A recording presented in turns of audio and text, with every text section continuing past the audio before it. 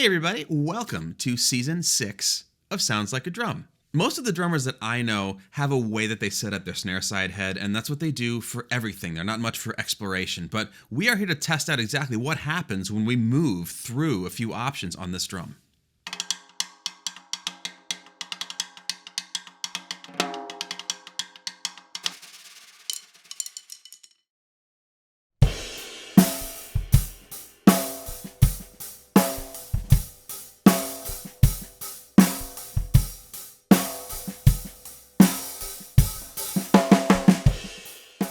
If you've been with us for any length of time, you probably have a sense of our feelings about snare drum heads, specifically that we've said a lot of times that we don't love the idea of tabletop tight snare sides. However, for today, opinions are getting thrown to the wind, and we are going for just an exploration of what we can get out of this drum, from as low as is reasonable to as high as we can get it, pretty much. Without further ado, let's listen first. Let's get the comparison out of the way.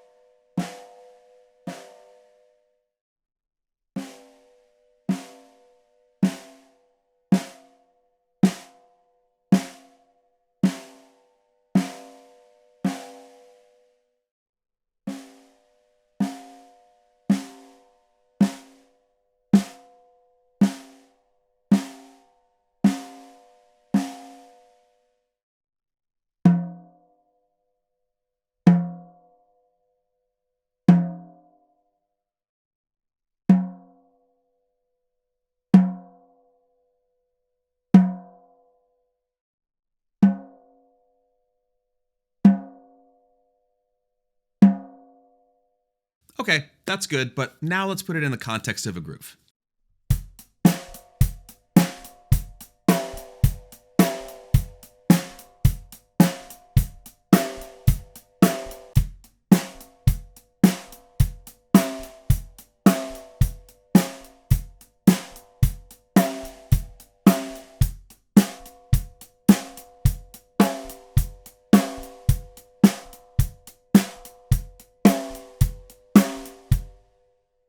Now that we've heard all of that, let's talk about exactly what's going on here. The first thing you need to know is that we went out of our way to make sure that the batter head stayed at the exact same pitch for the duration of this test. We don't want that to be a variable in the sound that we're hearing. Next, we went through 3 different tensions on the snare side head. Very low, medium, and pretty freaking tight. Now the question here is, what exactly is actually happening to the overall sound of the drum when we make choices like this? The first thing that we noticed is that this is a much more dramatic difference than some recent comparison videos that we've done, including 4 drums that were different kinds of wood with no other variables involved, or even when we checked out 3 different thicknesses of snare side head. If you like what you're seeing today, please follow the link below to the Patreon. It is the best way to help us continue to do all of the things that we do here, make this show, share with you our ideas. Again, follow the link below. There's lots of options over there, and we'd really appreciate it.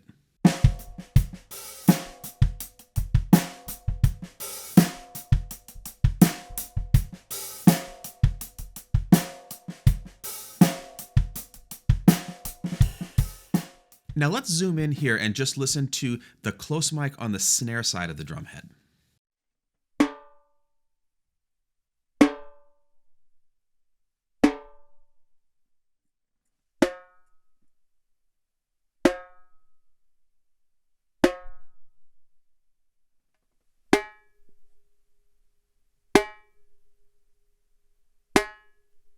Okay, now let's listen to just the batter side microphone, and keep in mind that we are not changing the pitch or tension of this head, but the overall pitch of the drum is changing.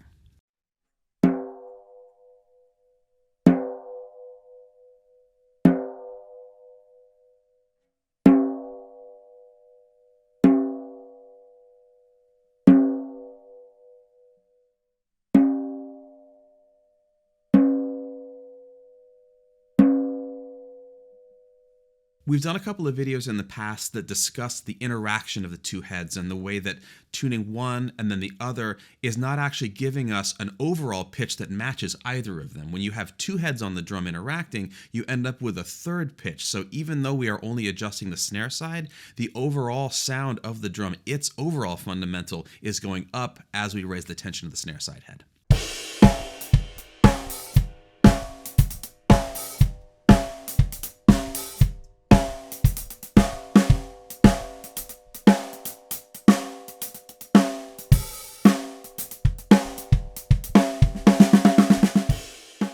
Because there are so many overtones running around inside of a drum when we have two heads on there and we strike it, sometimes it's hard to hear any of the things that are going on because there are so many all at once. When you're listening to a drum like this and really zooming in with headphones and trying to hear these different parts, a lot of the time what you're really hearing and detecting is a difference in timbre, which is to say the overall sound of the drum and all of those interactions at once, rather than the specific fundamental pitch going up or down.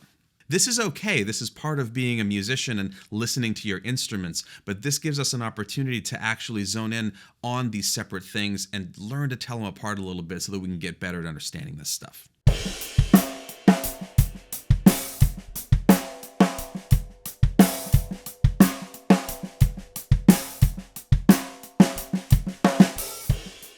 To some people's ears, this is going to seem like not that big of a difference. In other people's ears, you might hear a very significant difference, which is definitely our experience, particularly, again, if you're using headphones and really listening closely.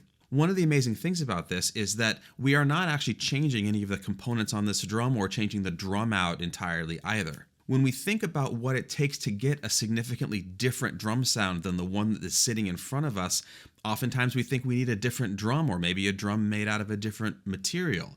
But as we recently showed in a video with 4 drums, between which the main difference and really the only difference is the type of wood they're made out of, they're close enough that an awful lot of viewers didn't detect much of a difference at all. The big takeaway from that is that if you're concerned about the limitations of the instrument that you have, getting another instrument is not necessarily the best first place to go. If you've fully explored the one you have and you want to try out something different, that's totally fine, but don't make that your knee-jerk reaction if you're starting to get sick of the way your drum sounds.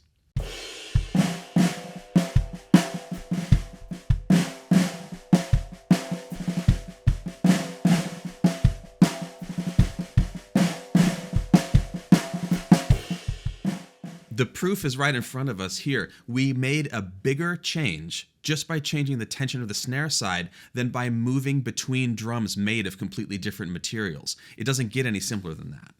Along these same lines, anybody that says that you need to have a tabletop tight snare drum head, top or bottom, is akin to somebody saying that maple is the right wood for a snare drum, or walnut, or whatever. Just the idea that there's one way to do it, it's the right way, and there are no other options. Setting aside other drums and getting into all that stuff, we also did a recent comparison video between different thicknesses of snare side heads, which, frankly, we thought were going to be a lot more different than they turned out to be. In point of fact, the differences between these 3 tensions on this drum with the same head elicited a significantly bigger difference between them than swapping out the different thicknesses of snare side head. That's not to say that those heads can't be useful in specialized situations, such as a 2mm for orchestral work or maybe a 5mm for a field drum or something, but the idea that you're going to put this other snare side head on there and get a giant difference versus just tuning the one you have differently, or maybe even replacing it with a fresh one so you have a little more wiggle room, it's just a better option.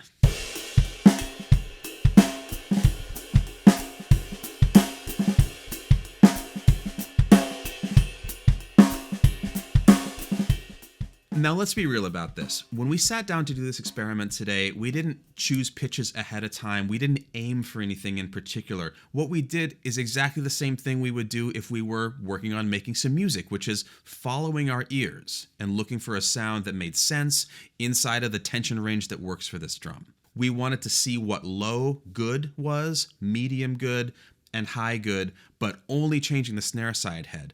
Never mind what is possible if we start to adjust the batter head to match those things. This is just snare side. Something that you can't necessarily experience through the camera at home is that this also changed how the thing felt while I was playing it. It's been my experience that people who like to have a very tight snare side head also experience a springier feel, a faster feel, a sense of articulation that gets lost when you start to go a lot lower on the snare side head. It's pretty crazy to think that we didn't change the one I'm hitting, but I did experience that today. That the rebound from the hit back through the drum from the snare side head was absolutely a thing that I was experiencing. And sometimes I want a drum that feels tight and punchy, and other times I want one that feels loose and washy and like I'm playing into it. But check it out, you don't even have to change the batter head. It's purely on the other side. This means for us that we're not just dealing with a sound situation here, we're also dealing with how the thing feels. And if I had a nickel for every time somebody said they wanted to get a new snare drum because they were sick of how their old one felt, I'd have a lot of nickels.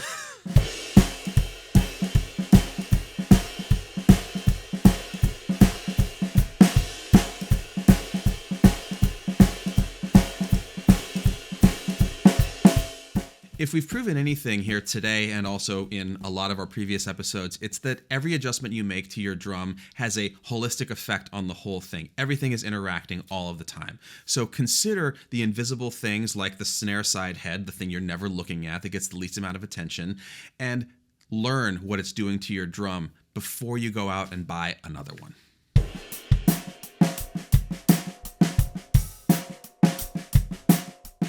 The bottom line here today is that throwing money at a problem is only one possible solution. And if you're living in a dogmatic ideal about how your drums work and how you should tune them, you're missing out on a ton of possibilities. So consider the idea of saving your money and investing your time instead. Train your ears, learn how to tune, and open up this whole world of possibilities.